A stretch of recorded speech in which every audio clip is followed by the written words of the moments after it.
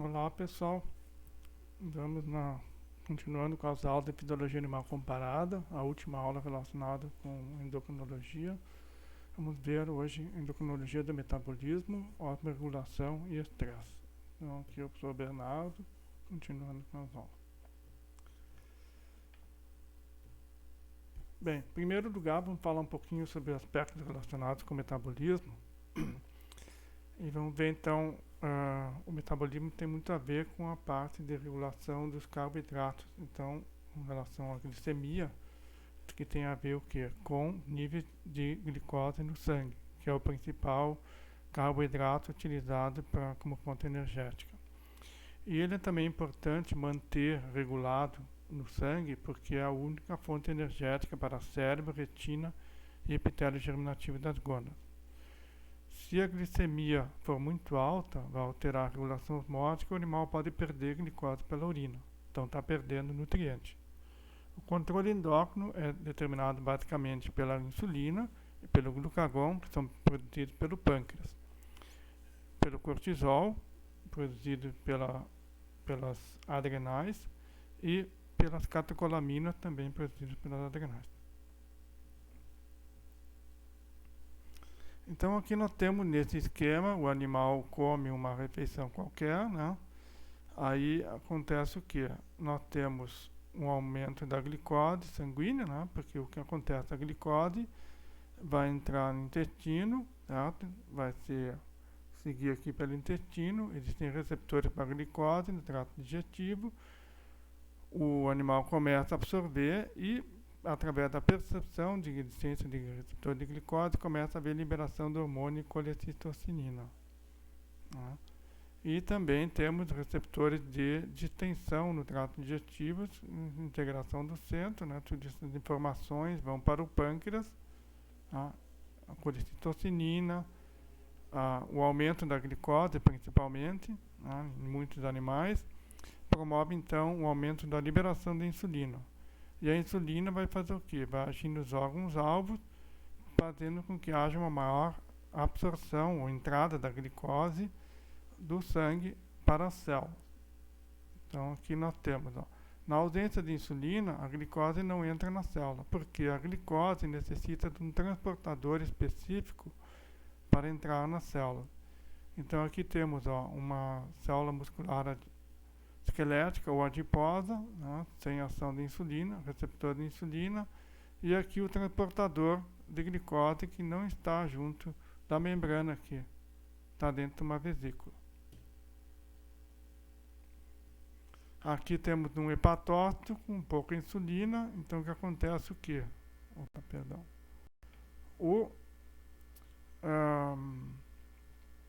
As reservas de carboidrato, que são reservas de glicogênio, o glicogênio é quebrado, ocorre gliconeogênese, ou seja, formação de glicose a partir de outros substratos que não sejam carboidratos, como por exemplo aminoácidos, aumenta a glicose livre aqui, aí esse transportador, que ele vai fazer o quê? É um transporte por difusão facilitada, que tem alta glicose e que tem baixa. A glicose sai do fígado e vai para o sangue, para ter energia, para o animal ter energia para o cérebro, retina, etc. Né?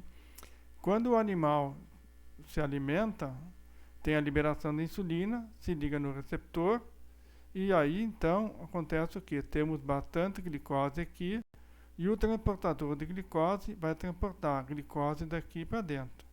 A glicose tende a aumentar, mas quando ela entra na célula, o que acontece? Ela é transformada em glicose 6-fosfato. Né?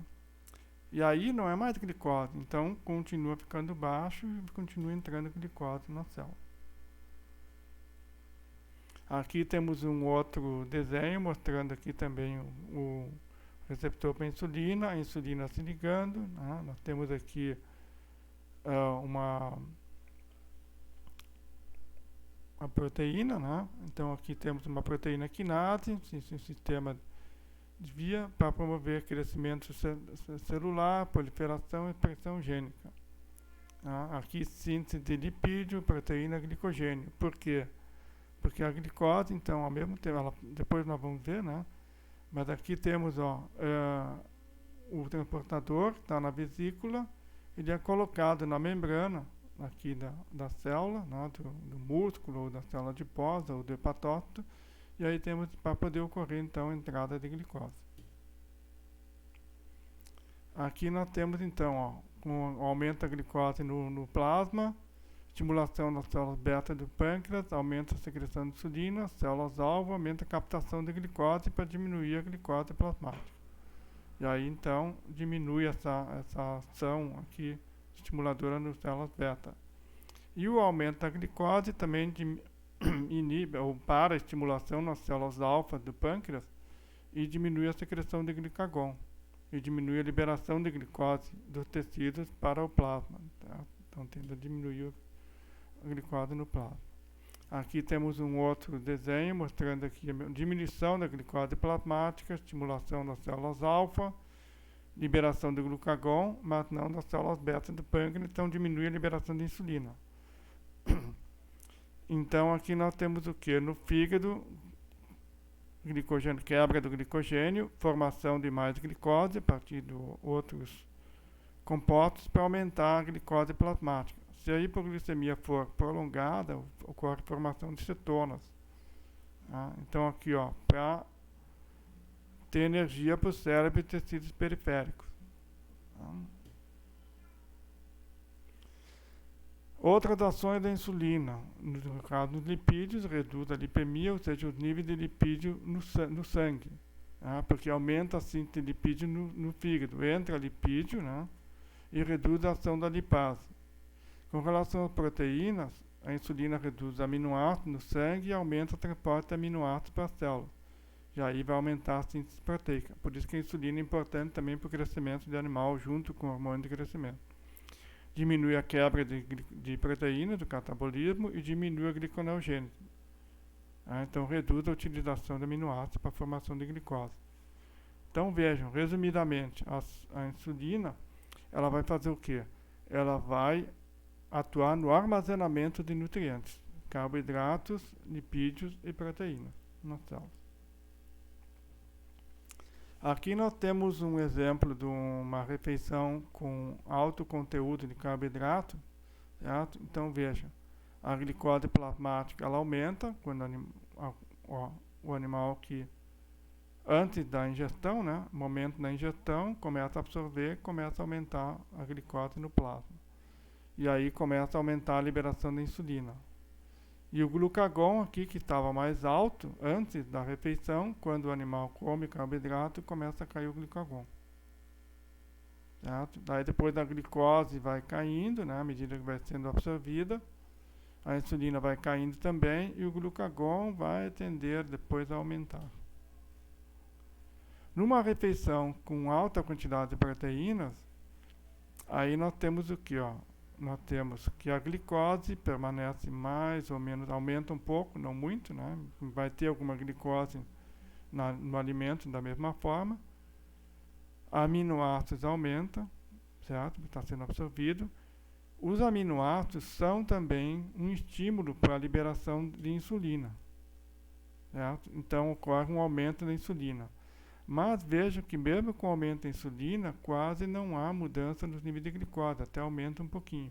Por quê? Porque os aminoácidos também estimulam a liberação de glucagon, que vai aumentar bastante aqui, ó. Certo? Então, no 2 aqui aumentando insulina e glucagon, a glicose mais ou menos se mantém, aumenta um pouquinho no plasma.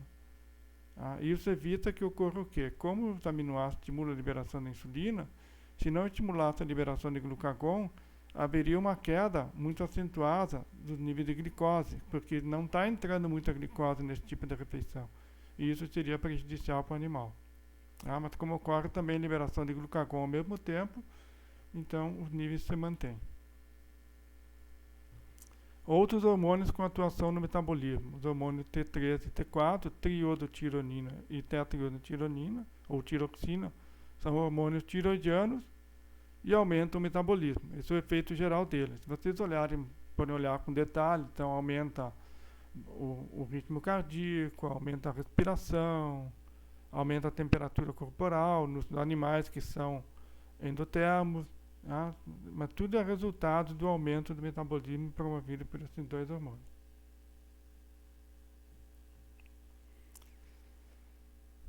Bem, no caso de invertebrados, não existem muitos dados disponíveis, então eu vou falar alguma coisa que existem principalmente em crustáceos, né? Então, em crustáceos existe o CHH, o Crustacean Hyperglycemic Hormone, hormônio hiperglicêmico de crustáceo. Ele é produzido no órgão X e armazenado na glândula do seio.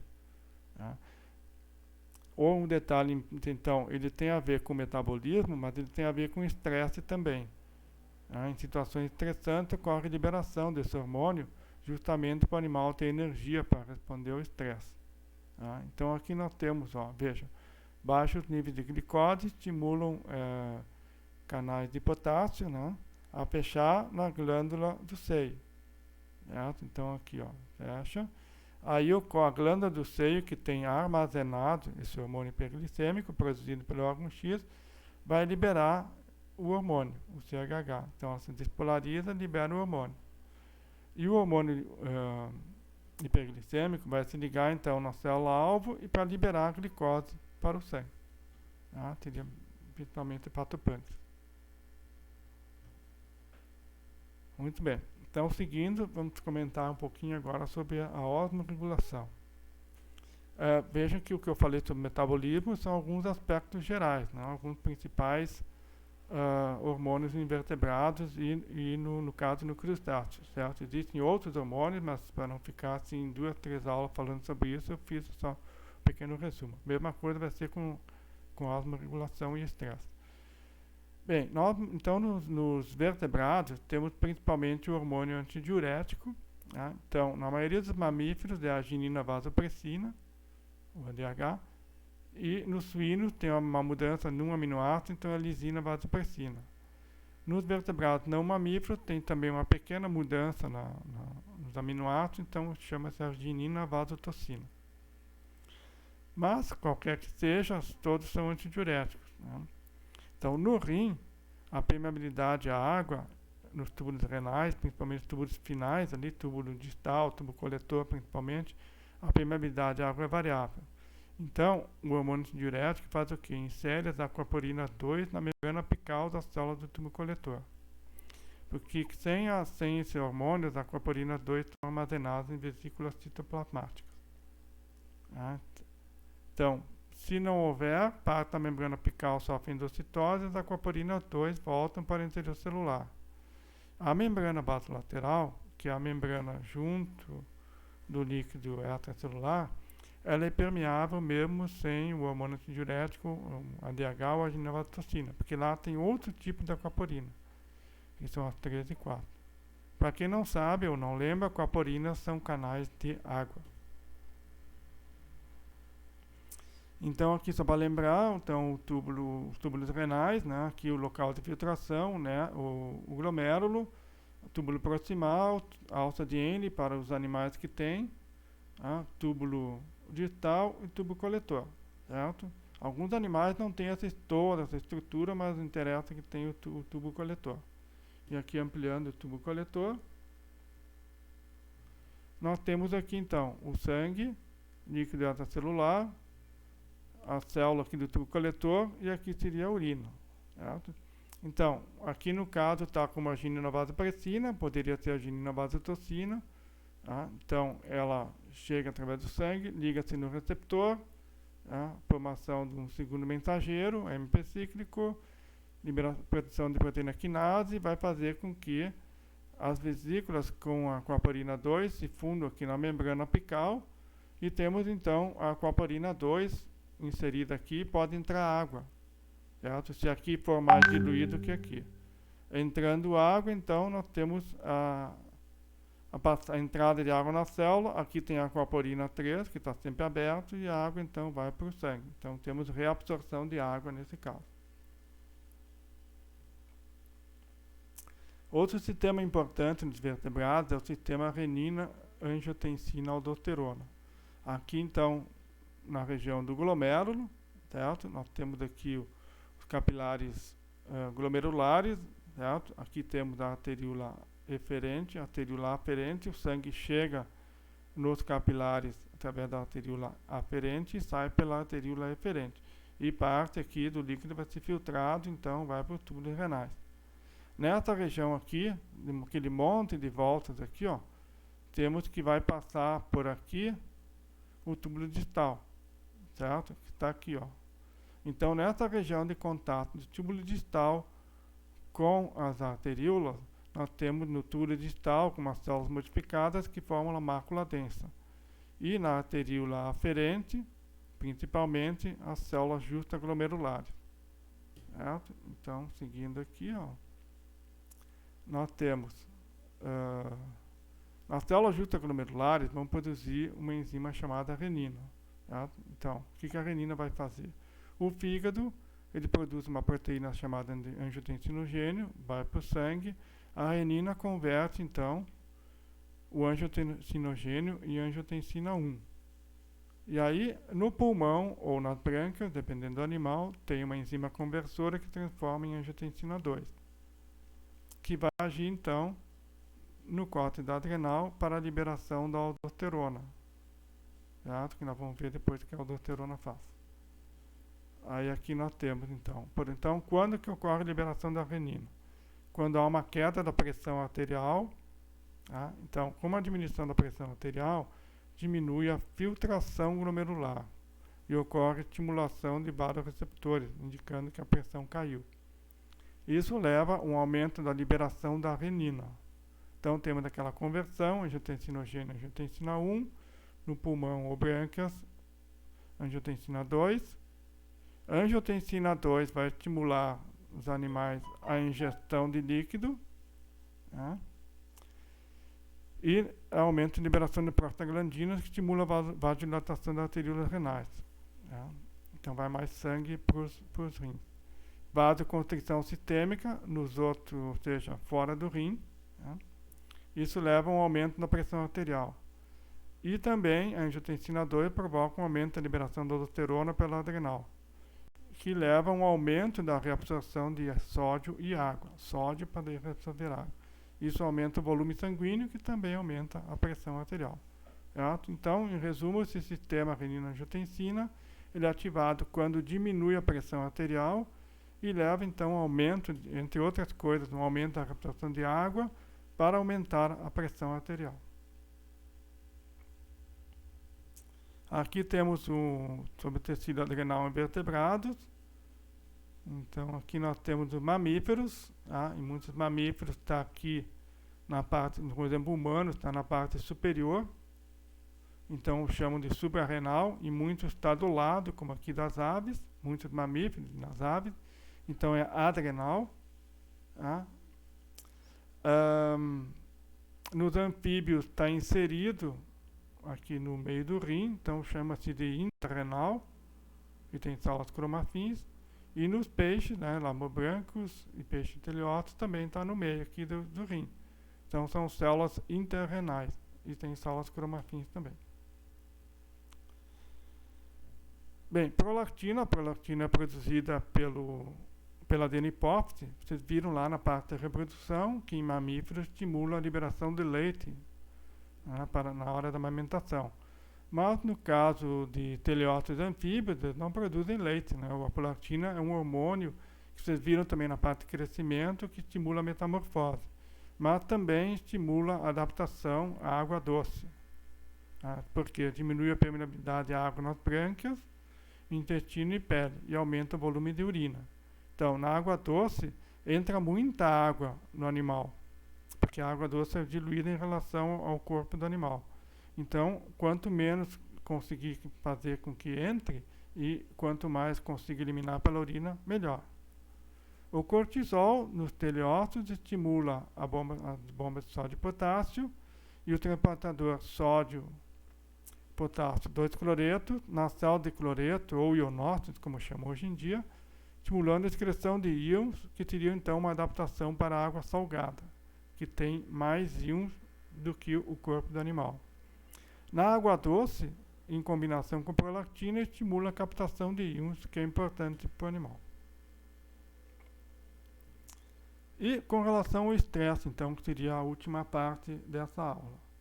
Tá? Então, nos vertebrados, as células cromafins, que ficam na medula da adrenal, produzem as catecolaminas, a adrenalina e noradrenalina. Então, quando o animal ele é estressado por alguma coisa, então teremos o síndrome de luta ou fuga. Tá? O animal, por exemplo, aparece um predador, ele vai correr ou vai lutar com o predador, é uma situação de estresse. Então, ele vai precisar de energia para isso. Então, as catecolaminas estimulam rapidamente o aumento da glicose no sangue, energia para a musculatura. Estimula também o gliconeogênio, certo? Então, tudo isso leva a uma hiperglicemia. Efeito cronotrópico e inotrópico positivo. O que significa isso? Um aumento na frequência e na força de contração do coração. E facilita também a contração do músculo esquelético. Então, são tudo ações para aumentar a atividade do animal, deixando ele pronto para lutar ou para fugir. Tá?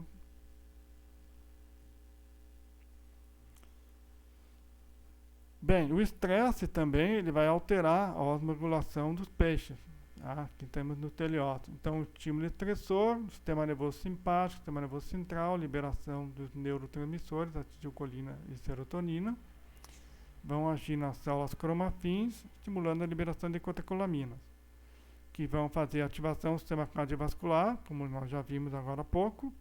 Então, aumenta a circulação de sangue no animal, certo? Em todos os vertebrados. E nos peixes, então, vai aumentar a circulação de sangue nas lamelas branquiais, e isso faz com que haja um aumento da permeabilidade branquial. Nos peixes de água doce, pode ocorrer, então, perda de íons para a água, porque ocorre troca nas brânquias e entrada de água. E na água do mar, o contrário, entrada de íons e perda de água, porque é um meio mais concentrado. Certo? Então, essas catecolaminas detêm essa ação, mas os animais terão alteração na osmorregulação em um período de estresse. E aqui temos uma visão bem geral, que é o estresse, certo? Ativação, então, que eu mencionei para vocês, liberação de noradrenalina e adrenalina, aumento do batimento cardíaco, ventilação, vasoconstrição de algumas regiões da pele, reduz a atividade digestiva, porque isso não é o que interessa no momento. O que interessa é ter energia. Então, aumenta a liberação de glucagon e diminui de insulina para ter mais glicose no sangue. E glicose liberada do músculo e fígado para ir para o sangue. Aumenta a quebra de lipídios para ter energia também. Bem, isso aqui é uma ação imediata, certo? No que teve o estresse, né? Algumas alterações no cérebro, né? Deixar mais alerta, amígdala e hipocampo, né? Para ver exatamente, interpretar o que está acontecendo, tá? A parte de memória. E nós temos então também o que? Liberação aqui através da ativação do cérebro, liberação do hormônio liberador da corticotrofina pelo hipotálamo. Vai agir na adenohipófise, estimulando a liberação da corticotrofina, ou ACTH, que vai estimular então no córtex da adrenal a liberação de glicocorticoides, principalmente o cortisol. Certo? Então, o cortisol nos vertebrados é considerado uma medida para saber se o animal está estressado ou não. Então, nos trabalhos, quando você pegar algum trabalho para ver se o animal está estressado ou não, uma das medidas é o nível de cortisol no plasma. Também pode ser glicose no sangue também. Tá? Bem, então ações opostas à insulina, o cortisol aumenta a glicose no sangue. Tá? Então, aqui ó, gliconeogênio de glicose.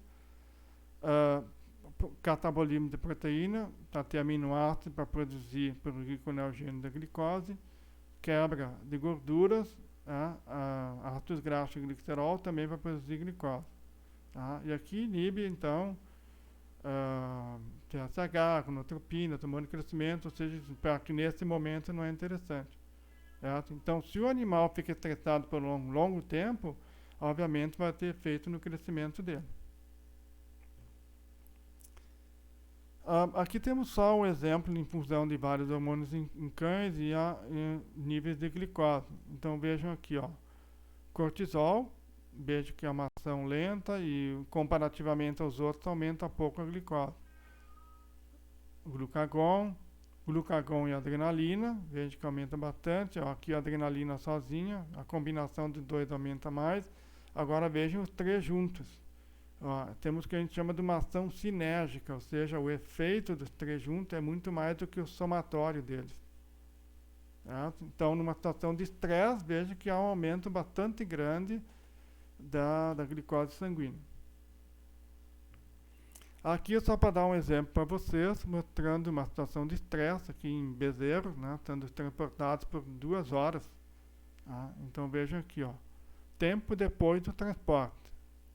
Certo? Então veja aqui, ó, grupo não transportado, que é esse aqui, e o grupo transportado. Então veja aqui, ó, durante o transporte houve um aumento do nível de cortisol, nem tanto, não é tão grande assim, mas houve um aumento. E depois, à medida que depois que terminou o transporte, veja que os níveis de cortisol vão reduzindo, chegaram a ficar até menores do que o grupo não transportado. Aqui nós temos no Jundiá, o Randiaquele, concentrações plasmáticas. Então, aqui, situação antes do estresse. Aqui, só para mostrar para vocês, seriam alevinos, juvenis e adultos. A resposta deles. O cortisol aqui no plasma. Antes do estresse, bem baixinho, certo? Minutos, aqui é o estresse, quantos minutos depois do estresse. Então, veja que nós temos uma diferença aqui, ó. Nos alevinos, nós temos um pico já em 5 minutos de estresse. Nos juvenis, temos um pico em 5 minutos, mas se mantém por uma meia hora mais ou menos, depois já cai. Né? E nos adultos, só depois de 1 hora. Quer dizer, tem um pico pequeno aqui, mas o maior é 1 hora depois. Certo? Do cortisol. Então veja que dependendo da idade do animal, a resposta pode ser um pouco diferente. Isso foi demonstrado num peixe. Não sei se isso ocorre também nos outros vertebrados. Provavelmente sim. Certo? Então, de momento, era isso.